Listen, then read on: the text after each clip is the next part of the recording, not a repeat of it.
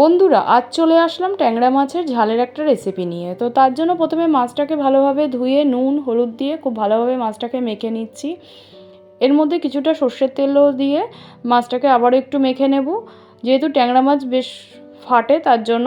এবার কড়াইতে ভালো করে সর্ষের তেল গরম করে নিয়ে তার মধ্যে একটু নুন দিয়ে দিলাম, মাছ ফাটে বলে। এবার মাছগুলোকে একে একে দিয়ে ঢাকা চাপা দিয়ে এপিট ওপিট করে বেশ লাল করে ভেজে তুলে নেব। এবার ভেজে নেওয়ার পর ওই তেলের মধ্যে কিছুটা জিরে তেজপাতা ফোড়নে দিয়ে দিলাম কুচনো পেঁয়াজটা দিয়ে হালকা নেড়ে চেড়ে এর মধ্যে লম্বা লম্বা করে আলু কেটে রেখেছিলাম সেটা দিয়ে দিলাম। আলুর মধ্যে দিয়ে দিলাম স্বাদ মতো নুন হলুদ গুঁড়ো দিয়ে আলুটাকে খুব ভালোভাবে লাল করে ভেজে নিচ্ছি।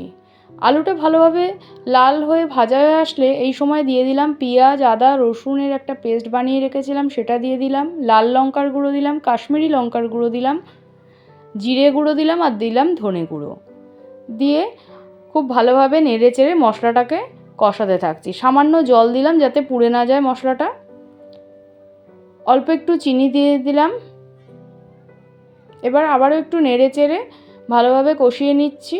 তেল ছেড়ে আসলে এর মধ্যে একটা মিডিয়াম সাইজে টমেটো দিয়ে দিলাম, দিয়ে ভালোভাবে নেড়ে চেড়ে কষিয়ে নিয়ে এর মধ্যে বেশ কিছুটা জল দিয়ে ঝোলটা ফুটতে দেবো। তো আলুটা সেদ্ধ হয়ে আসলে ঝোল ফুটে গেলে এর মধ্যে ভেজে রাখা মাছটা দিয়ে দিলাম, দিয়ে নেড়ে চেড়ে ওপর থেকে গরম মশলা দিয়ে নামিয়ে নেবো। তো রেসিপি ভালো লেগে থাকলে লাইক শেয়ার সাবস্ক্রাইব করে সাথে থাকবেন।